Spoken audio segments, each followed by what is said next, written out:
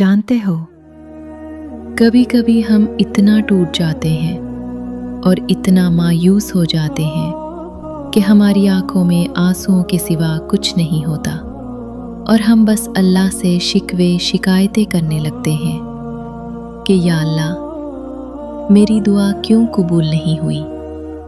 या अल्लाह सबको तो सब कुछ मिल रहा है लेकिन मुझे ही क्यों नहीं मिल रहा। क्या अल्लाह मेरी दुआ नहीं सुन रहा?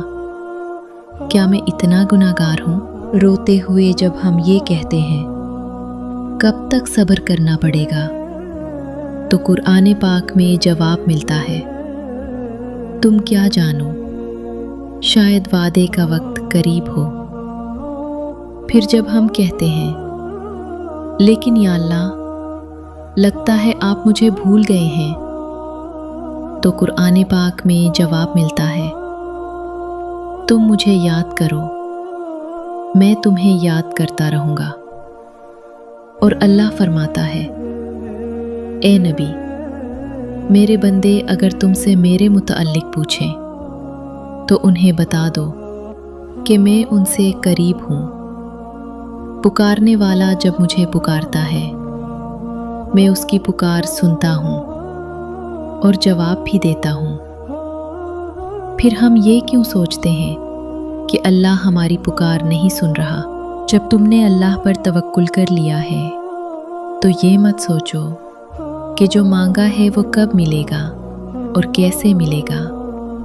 बस इंतज़ार करो, क्योंकि जो मांगा है वो हर हाल में मिलेगा। कब और कैसे, ये फैसला वसीला बनाने वाले पर छोड़ दो। जानते हो, जब तुम नामुमकिन हालात के बावजूद दुआ मांगना नहीं छोड़ते तो अल्लाह तुम्हें मोजिज़ों का रास्ता दिखाता है।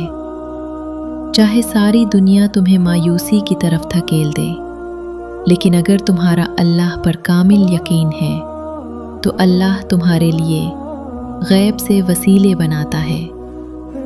और जानते हो, जब इंसान बेहद तकलीफ़ में होता है और मुस्कुरा कर ये कहता है, मैंने अपना मामला अल्लाह के सुपुर्द कर दिया है, तो यकीन मानो फर्श से अर्श तक हर चीज़ लरज़ जाती है। वो आह सातवें आसमान तक पहुँच जाती है। टूटे हुए दिल से निकली हुई दुआ और आह कभी रायगा नहीं जाती।